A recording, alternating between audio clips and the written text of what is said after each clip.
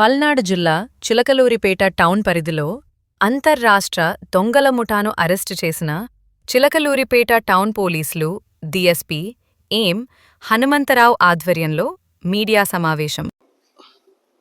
ఈ Narsapeta sub division Palnadu జిల్లా Chilluripeta town police స్టేషన్లో ఆ పరిధిలో మొన్న 28/11 అంటే నవంబర్ 28 నాడు ఈ మేడం బైరా సుజాత మేడం గారి ఇంట్లో ఈ యొక్క నైట్ అఫెన్స్ చేయడం జరిగింది దొంగలు.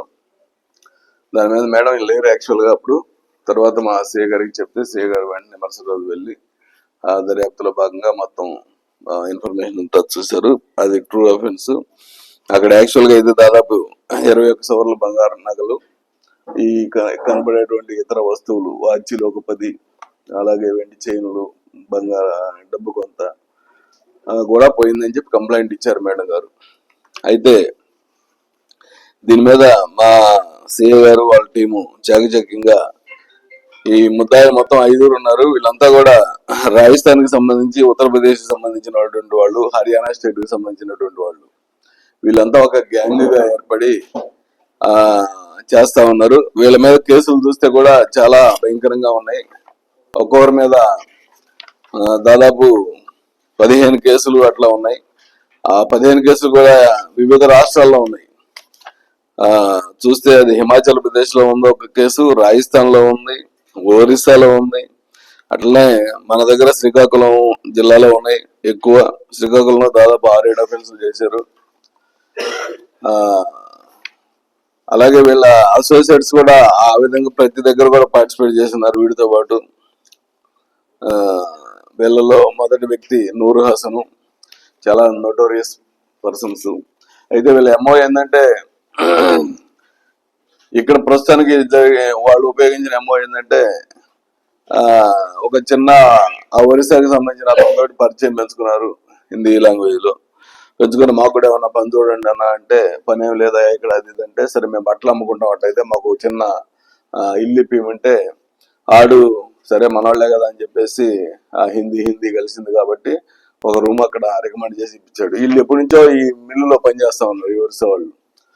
సో ఆ క్రమంలో వాడు ఇల్లు ఇప్పిస్తే ఆ ఇంట్లో వీళ్ళు బట్టలు నిజంగానే తీసుకొచ్చి బట్టలు అమ్మే క్రమంలో బట్టలు అంటే ఈ దుప్పట్లు, లుంగీలు అలాంటివి అవి తీసుకెళ్లి టౌన్ లో అంతా తిరుగుతూ ఉంటారు డే అంతా. ఎక్కడెక్కడ లాక్లు వేస్తున్నాయి, తాళాలు వేస్తున్నాయి, ఇల్లు ఎక్కడ కొట్టచ్చు అని ముందే రెక్కీ చేసుకుంటారు. ఈ విధంగా స్టార్ట్ చేశారు కరెక్ట్ గా. వాళ్ళు వచ్చి 10 రోజులు అయింది ఆ రూమ్ లో అమ్మడం స్టార్ట్ చేశారు. కరెక్ట్ గా ఇల్లు మంచి ఇల్లు సెలెక్ట్ చేసుకున్నారు.